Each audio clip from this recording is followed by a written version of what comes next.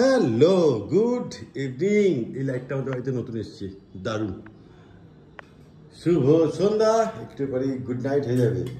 তো গৈরিকা, কি খবর, কেমন আছো? আমি সব সময় ভালো থাকি, বিন্দাস, বলেছি না, ফিট, সর্বদা আমি ভালো থাকি। দেখিয়ে দিই, এখন বাজে 10:12, 6 জুলাই। লেট হয়ে গেছে আজকে ডিনার করতে, 9:30 টাইম, 9টা থেকে 9:30, কিন্তু আজকে লেট। তার কারণ এই যে গৈরিকা শ্যুট করেছে সেটা এক্সপোর্ট হচ্ছে এই ফাইল, এখানে এতক্ষণ এডিট করা হলো, তাই জন্য লেট হয়ে গেছে, তাই তো? কালকে রথযাত্রা, সবাইকে অগ্রিম রথযাত্রা শুভেচ্ছা জানাই। এবং এই রথযাত্রা প্রণাম, ছোটদের ভালোবাসা। এবং এই রথযাত্রা উপলক্ষে স্পেশাল একটা রেসিপি জগন্নাথ দেবের উপরে করা হয়েছে, সেটা গৈরিকা শ্যুট কমপ্লিট। কালকে সকাল 10টায় ইউটিউব চ্যানেল এবং দুপুর 2টোয় ফেসবুক চ্যানেলে চলে যাবে, কলকাতা ক্যানভাস ব্লগস, তাই তো গৈরিকা? মা কেমন আছে? সব ঠিক আছে? বিন্দাস, ফিট, ফাটাফাটি? মা দিনরাত ঘুমোচ্ছে তো, তাই জন্য ঘুমের ঘুরে আছে। না, এখন একটু বৃষ্টি বৃষ্টি হচ্ছে তো, এই গরমটায় না বহুদিন ঘুমোতে পারেনি। যদিও আমার ঘরে শুয়ে ঘুমিয়েছে, তাও সারাক্ষণ তো আর শুয়ে থাকতে পারে না, ঘুমটা ঠিক হয়নি। এখন খুব ঘুমোচ্ছে, খুব ঘুমোচ্ছে। ঠিক ঠিক। তো গৈরিকার ফোন বাজছে, গৈরিকা তাড়াতাড়ি ফোনটা অ্যাটেন্ড করো। কে এসছে? তো দিন রাত গৈরিকার ফোন বাজে। হ্যাঁ, এই বাড়িতে সব থেকে বেশি ফোন ওই গৈরিকার আছে, সারাক্ষণ কর্মে। আর মা কি করছে? ভাত তুলছেন কেন? যা ভাত আছে সব খান তাড়াতাড়ি। রাতের মেনুটা আমি বলে দিই, ডিনার মেনু কি আছে। এখানে রয়েছে ভাত, আর কেউ একজন বলেছে, আমি আগের দিন বলেছি ধোঁয়া ওঠা গরম ভাত, তো বলছে আপনিও ধোঁয়াটা বলছেন কেন? আর কি বলে ধোঁয়া ওঠা ভাত? ভাত থেকে ধোঁয়া উঠছে গরম ভাত, তাই জন্য বলেছি। না, সেটা কেন বলেছে আমি বুঝেছি। কেন বলেছি? আচ্ছা ঠিক আছে, বাদ দাও, বিতর্কিত কথা হয়ে যাবে। এই বাবা ছেড়ে দাও। তো এখানে ভাত এবং সেটা গরম, তাই ধোঁয়া উঠছে। আর এখানে রয়েছে ইলিশ মাছ, এটাকে ঢাকা দিয়ে রেখেছে কেন? কালো জিরে কাঁচা লঙ্কা দিয়ে পাতলা ঝোল, দারুণ। এই রেসিপিটা কি শেয়ার করতে পারো তো ইউটিউবে? হ্যাঁ করবো, করলেই হয়। হ্যাঁ করো, তাড়াতাড়ি করো, বললেই করি। বাবা বললেই করি। আমাদের বাড়িতে খুব চলে এটা। এটা আমার মেজো জেঠির কথা, বুঝলে তো? মেজো জেঠিকে মেজো জেঠির জামাই বলছে কি, মা মানে এসছে আর কি, আসার পরে বলছে কি, মা একটু চা দেবেন? বললেই দি। আবার আধ ঘন্টা পরে, ও মা একটু চা দিন, বললাম যে বললেই দি। আর মেজো জেঠি না খুব আস্তে আস্তে কথা বলছে, কিন্তু দিচ্ছে না, অন্য কাজ করছে। আবার কিছুক্ষণ, ও মা আপনাকে তো সেই 1 ঘন্টা হয়ে গেল বলছি, বললেই দি। আরে বললেই দি বলছেন কেন? তখন থেকে তো বলছি। সেইটা আমি একবার গেছিলাম তো, আমি সেটা ও বড়পুরে যাওয়ার পরে দেওয়াদা গল্পটা বলেছে, জানো, আমার শাশুড়ি মা এরকম ঠান্ডা মাথায় বলে যাচ্ছে, বললেই দি। ওই যে নিল কথাটা। আমার মেজো জেঠি গত হয়েছে অনেক বছর হয়ে গেল, কিন্তু কথাটা রয়ে গেল, বললেই দি। জয়িকা যাই বলে, এই তুমি খাবে, দিলেই খাই। আমার মেজো জেঠির প্রচুর মজার মজার আছে, মানে সেই তুলোতে না ওনার একটা অ্যালার্জি ছিল, বুঝলে তো? তো তুলোতে অ্যালার্জি ছিল, ডাক্তার বলেছে তুলো যেন আপনার শরীরে না লাগে। তা আমি আর আমার বর্তি শুয়েছি, জেঠিও শুয়েছে আমার সাথে, আমাদের সাথে। তা এবারে লেপটা টেনেছি, শীতকাল, বর্তি আর আমি লেপ টেনেছি, জেঠির গায়ে আমার আবার বাঙাল তো আমরা, আমার আবার এই তো তুলাটা লাগলো, এই তো এক্ষুনি হাঁচি হইব। তা বর্তি বলছে, তোমার লাগার কি আছে, তুমি ওকে নিলে কেন? আমরা কি তোমাকে দিয়েছি নাকি? না নিলে আস্তে করে বলছে কি, তরে কই না, তুই রাগস কেন? আর আমি তো মানে রাত্রির বেলায় হাসাহাসি। ঠিক। তো আর ভাত ইলিশ মাছের সঙ্গে যেটা রয়েছে সেটা হচ্ছে আম। এই সময় আমাদের সকাল বিকেল আম রয়েছে। কেউ একজন বলেছেন রাতে আম হজম হবে, তো আমাদের হয়, আমাদের আম হজম হয়, এই নিয়ে কোনো সমস্যা নেই। না হজম হয় তো? রাতে আম হজম হয়, রাতে আম হজম হয়।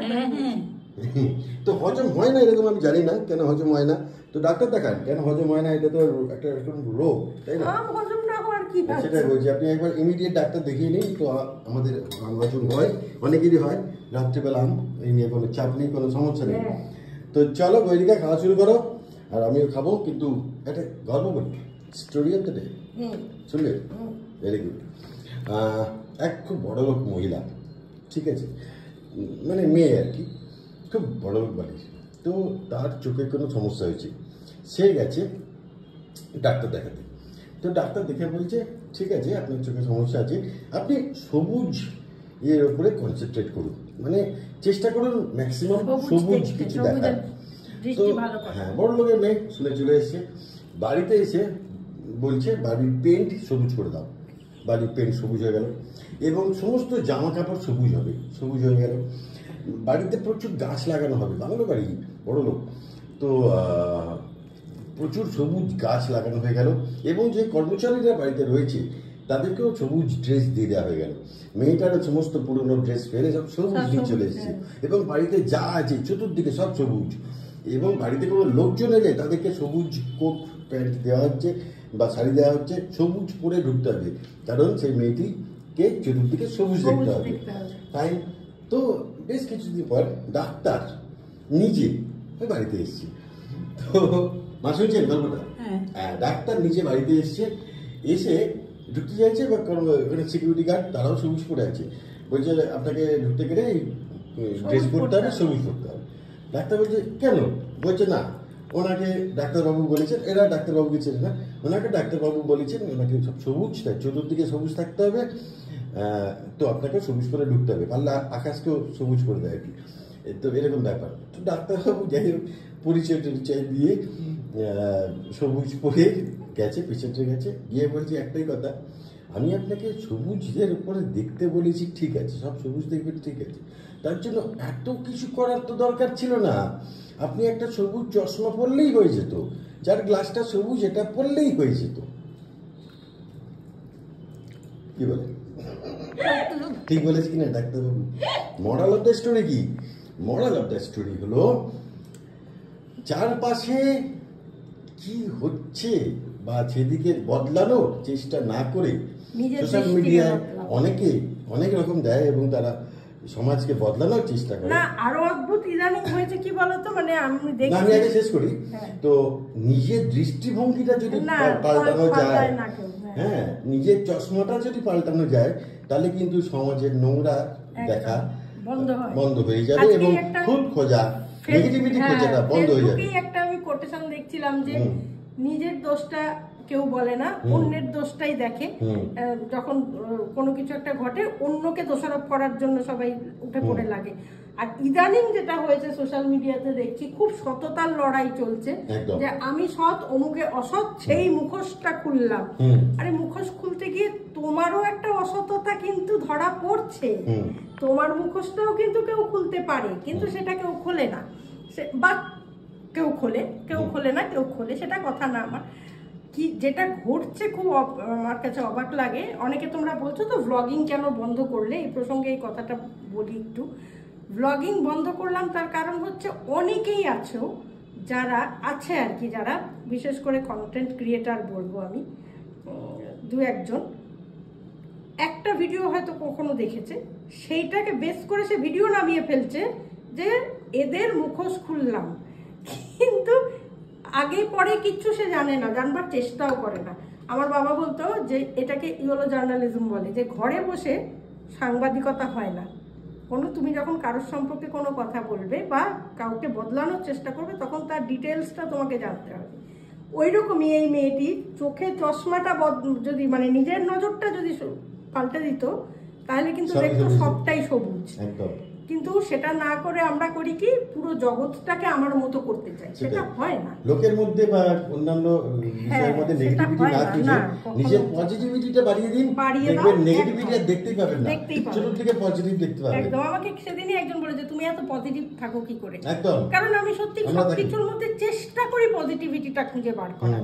নেগেটিভিটি যখন খুব নজরে পড়ে তখন হয়তো এরকম টুকটাক বলি, কিন্তু ওটা নিয়ে ভাবি না। ঠিক। আর রাতে আমাদের আম হজম হয়। তো মাছটা কেমন বলুন? ইলিশ মাছটা ঠিক আছে না? ইলিশ মাছটা খারাপ না, ভালো। ভালো না? চলো এই অবধি, দেখা হবে পরে কোনো ভিডিওতে। তাহলে আবার ইলিশ মাছ আনবে, আমি এই রেসিপিটা দেখিয়ে দেবো। হ্যাঁ, দেখিয়ে দিও। তো গৈরিকা জানিস পেলে একদম তোমাদের আসরে আজ এই তো প্রথম গাইতে আসা, বিনিময়ে চাই তোমাদের প্রশংসার ভালোবাসা।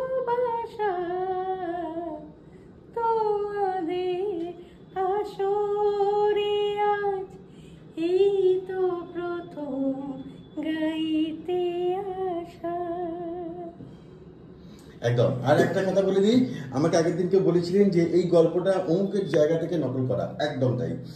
গল্প কখনো একটাই, মানে প্রথমটাই অরিজিনাল হয়, বাদ বাকি সবাই সবকিছু বলে। আর আমরা কেউ গল্প লিখি না, বিভিন্ন জায়গায় শুনি, বিভিন্ন জায়গায় দেখি। রান্নাও তাই, রেসিপিকে আমরা সবই নিজেরা জানা তখনই না, এখানে ওখান থেকে দেখেই আমরা একটা নিজেদের মতো করে তোমাদের কাছে শেয়ার। একদম, সেটা নকল করা হোক বা ইন্সপায়ার করা হোক বা ইন্সপিরেশন হোক, ওখান থেকে পাওয়া হোক, হোয়াট এভার, সবটাই কালেকশন করা, এদিক ওদিক থেকে পাওয়া, কিন্তু তবু বলা, কারণ প্রত্যেকবারই নতুন করে শুনতে লাগে। এই যে সারদা মার বাণীগুলো আমরা বলি, যে সারদা মা বলেছেন নিজের দোষ দেখো অপরের দোষ, সারদা মা তো আর আমাকে বলে যাননি, কারণ মুখ থেকেই তো শোনা। একদম। সুতরাং চাপ নেই, চলো দেখা হবে। গুড নাইট, ভালো থাকবেন, খাওয়া দাওয়ার মধ্যে থাকবেন, আনন্দে থাকবেন। আর কি মা কিছু বলবেন? কিছু বলার নেই। একদম। চলো দেখা হচ্ছে, বাই, গুড নাইট। আর হ্যাঁ, মনোযোগ দিয়ে হ্যাঁ, রাতের কি মেনু আপনারা অবশ্যই জানাবেন। হ্যাঁ, ভালো থাকবেন। আর যাওয়ার আগে একবার একে না দেখালেই নয়, কি করছে সে ঘরের মধ্যে। এই যে হ্যালো, কি খবরটা কি?